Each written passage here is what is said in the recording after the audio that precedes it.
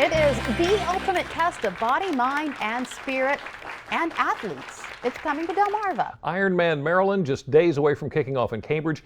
And get this, it is the first full-length Ironman triathlon to come to the Mid-Atlantic. This Ironman, one of only 38 in the world, these triathletes will have the opportunity to compete in the Ironman World Championship this year in Hawaii. Over 1,700 athletes are expected to compete in a 140.6-mile race throughout Dorchester County.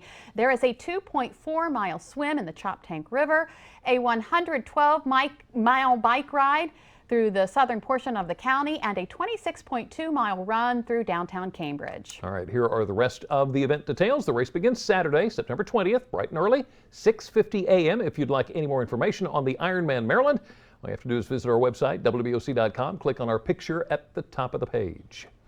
Sounds grueling, but oh, what an accomplishment it is for any athlete to compete in the Ironman. Yeah, and for some, it's a way to push themselves like they've never done before. For others, it's much more personal and a way to help others. This next story is one of those cases.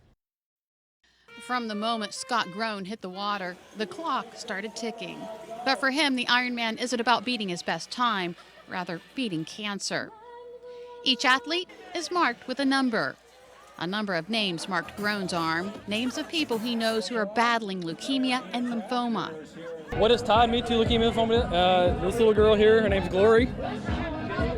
She's 12 years old. She's one of many children fighting the blood disease. Groan is one of the many athletes fighting along with them, like Tom Bettler. Together, he and his team of triathletes raised thousands for patient aid and research. In our team, there's 5 of us. We've raised over $35,000 for that mission, and we're pretty excited and proud. Every stroke, step, and pedal has a bigger purpose. Because of the work done through Leukemia Lymphoma Society and other fundraisers, there's a really good survival rate. It's not a death sentence anymore. Donna Sanders was diagnosed with lymphoma in 1999. She feared the worst. She's now been a survivor for 15 years. A friend vowed to do the Ironman in Sanders' honor, a year of grueling training that pales in comparison to the battle Sanders fought and won with cancer. It's her story that's inspiring the triathlete to keep on going, no matter how tough it gets. What an accomplishment to be an Ironman, but to take it to another level, to where you're doing it for somebody else, in honor of somebody, in memorial of somebody, that is a little extra drive that I think they're going to need. They can dig deep and think people are fighting for their lives, and I can do this.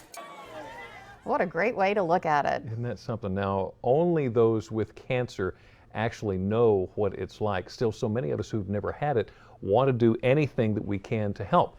Well, such is the case with our next story. They call it a marriage made in coffee heaven. It involves a man who's donated countless amounts of blood and even bone marrow to a teenager who's now all grown up. Here now is their uplifting story. And while you're pulling your shot of espresso, you're steaming milk, and you put the shots into the glass, and then you pour your basic latte. Brent Fergus is an expert when it comes to coffee. He loves everything about it, the smell, the taste, and selling it too. The faster you can push out drinks, the more customers you'll get. Brent is living his dream of opening up a coffee shop thanks to one man who saved his life. When you look back on it, it's one heck of a story. And to be part of it is miraculous. And, you know, the story's bigger than that. Side by side in the new shop, Jeff and Brent tell their story. For Brent, a hard battle against leukemia since 2003. They found Jeff, and they said, now it's a slim chance, like, I think they gave me like a 10% chance that it would work. He needed a bone marrow transplant. Jeff, a complete stranger in a different city, matched. It was a perfect match all those times. Everybody didn't make it except for this guy. Brent has been cancer-free ever since. A miracle that has turned into a dream come true for both of them.